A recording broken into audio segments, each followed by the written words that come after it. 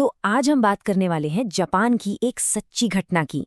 ये बात है साल 1918 की। ये एक ऐसी कहानी है ना जो ये बताती है कि कैसे एक बहुत ही प्यारा सा खिलौना देखते ही देखते खौफ का दूसरा नाम बन सकता है। अच्छा, जरा सोचिए, बचपन के वो दिन जब कोई खिलौना या कोई गुड़िया हमारी जान हुआ करती थी, है ना? हमारा सबसे अच्छा दोस्त। लेकिन क्या हो अगर वही दोस्त, वही खिलौना एक ऐसे डर की वजह बन जाए जो कभी खत्म ही ना हो? तो ये कहानी शुरू होती है 17 साल के एक लड़के इकिची सुजुकी और उसकी प्यारी सी छोटी बहन किकुको से। किकुको बस 4 साल की होने ही वाली थी। अब देखिए, उनका परिवार न बहुत ही गरीब था। मतलब पिता मजदूरी करते थे, जो भी छोटा मोटा काम मिल जाए, और माँ घर पर सिलाई का काम करती थी। तो ऐसे हालात में किकुको ने अपने चौथे जन्मदिन पर बस एक छोटी सी चीज मांगी थी, एक सुंदर सी गुड़िया। लेकिन भाई तो भाई होता है। यकीनची अपनी बहन से बेइंतहा प्यार करता था और उससे अपनी बहन की ये उदासी देखी नहीं जा रही थी।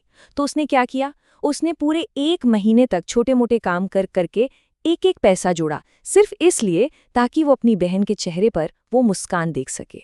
और फिर बाजार में उसे वो गुड़िया दिखी, एक दुकान की खिड़की में रखी हुई, एक पारंपरिक जापानी गुड़िया।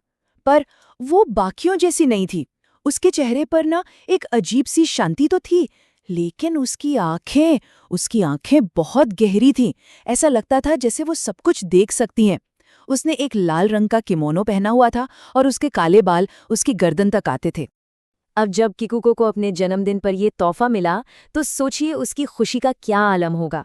उसने फौरन उस गुड़िया का नाम ओकीकू रख दिया।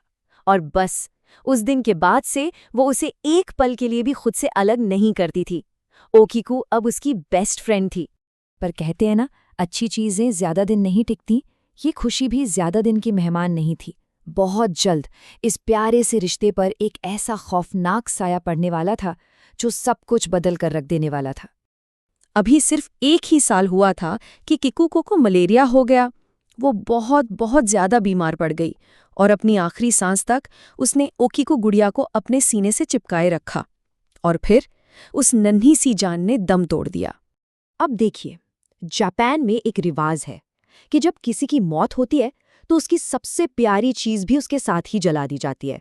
तो परिवार वालों ने भी यही सोचा कि ओकीकू को किकुको के साथ जला दिया जाए।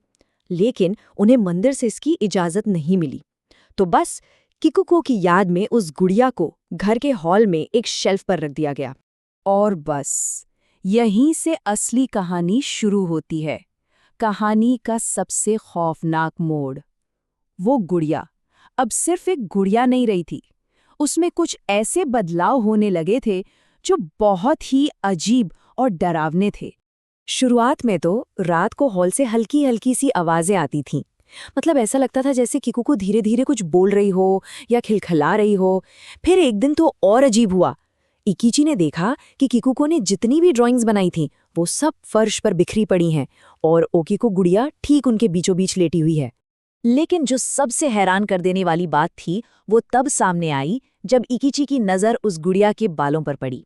वो बाल जो पहले सिर्फ गर्दन तक थे अब बढ़कर कंधों तक आ चुके थे। यही नहीं, उनका रंग भी अब काला नहीं था, बल्कि इंसानी बालों जैसा भूरा हो गया था। और तो और उनमें स्प्लिट एंड्स यानी कि 2 मुँहे बाल भी थे। अब परिवार वालों को लगा कि शायद ये सब उनका वहम है, आंखों का धोखा है। तो इकिची की माँ ने क्या किया, उन्होंने गुड़िया के बाल फिर से काटकर छोटे कर दिए, गर्दन तक। पर शायद यही उनकी जिंदगी की सबसे बड़ी भूल थी। जैसे ही वो बाल कटे, उस परिवार की जिंदगी में जैसे तूफान आ गया। सबसे पहले माँ को सपना आया कि किकुको बहुत गुस्से में है क्योंकि उन्होंने गुड़िया के बाल काट दिए। और जब वो इस सपने से जागी ना, तो वो चीख पड़ी। क्यों? क्योंकि ओकीको गुड़िया सच में उनके सीने पर बैठी थी।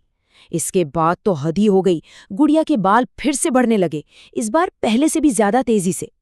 और फिर एक शाम इकिची ने अपनी आंखों से जो देखा वो यकीन करने लायक नहीं था। गुड़िया ने अपनी गर्दन उसकी तरफ घुमाई और अपनी पलकें झपकाई। अब बात सिर्फ अजीब घटनाओं तक नहीं रह गई थी, अब घर में दहशत का माहौल था। वो गुड़िया अब उस परिवार के लिए एक सीधा और जानलेवा खतरा बन चुकी थी।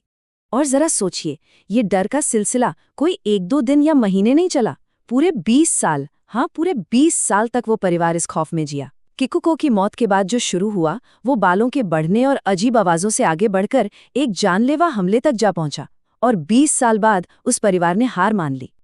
तो एक दिन जब सब्र का बांध टूट गया तो परिवार ने उस गुड़िया को पास के एक मैदान में ले जाकर दफना दिया। उन्हें लगा चलो अब सब ठीक हो जाएगा, लेकिन वो गलत थे। उसी रात वो वापस आ गई। आधी रात को दरवाजे पर कोई जोर जोर से पीटने लगा।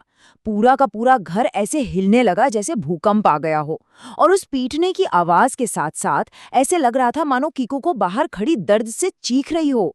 हिम्मत जुटाकर पिता ने जैसे ही दरवाजा खोला, सामने ओकीको गुड़िया खड़ी थी और इससे पहले कि वो कुछ समझ पाते या कुछ कर पाते, गुड़िया के बाल अचानक तेजी से बढ़े और उनकी गर्दन पर कस कर लिपट गए, उनका गला घोटने लगे। पिता की सांसें लगभग रुक ही चुकी थीं, मौत सामने खड़ी थी। तभी इकीची ने जोर से चिल्लाकर अपनी बहन का नाम पुकारा, किकुको! और जैसे ही गुड़िया ने ये नाम सुना, वो अचानक बेजान हो गई। उसके बालों की पकड़ भी ढीली पड़ गई। इस जानलेवा हमले के बाद परिवार को एक बात तो साफ हो गई थी कि वो इस गुड़िया से कभी भी किसी भी तरह से छुटकारा नहीं पा सकते। तो सवाल ये उठता है कि उस शापित गुड़िया का फिर हुआ क्या? आज वो है कहाँ? तो 20 साल तक वो खौफ झेलने के बाद परिवार ने हिम्मत हार दी और उस गुड़िया को जापान के मन्यंजी बौद्ध मंदिर को सौंप दिया। और आपको पता है, आज लगभग 100 साल हो गए हैं और वो गुड़िया आज भी उसी मंदिर में है। वहां मंदिर के जो भिक्षु हैं वो कंफर्म करते हैं कि हाँ, इस गुड़िया के बाल आज भी बढ़ते हैं और वो लोग इसे समय समय पर काटते भी हैं। इतना ही नहीं, उसकी फोटो खींचना भी सख्त मना है।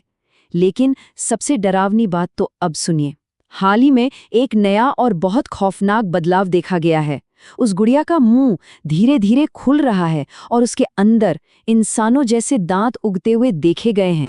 तो ये सब जानने के बाद एक ही सवाल मन में आता है, क्या उस गुड़िया में सच में किकुको की आत्मा फंसी हुई है, या फिर इस पूरे श्राप के पीछे कोई बहुत ही गहरा और काला राज छुपा है?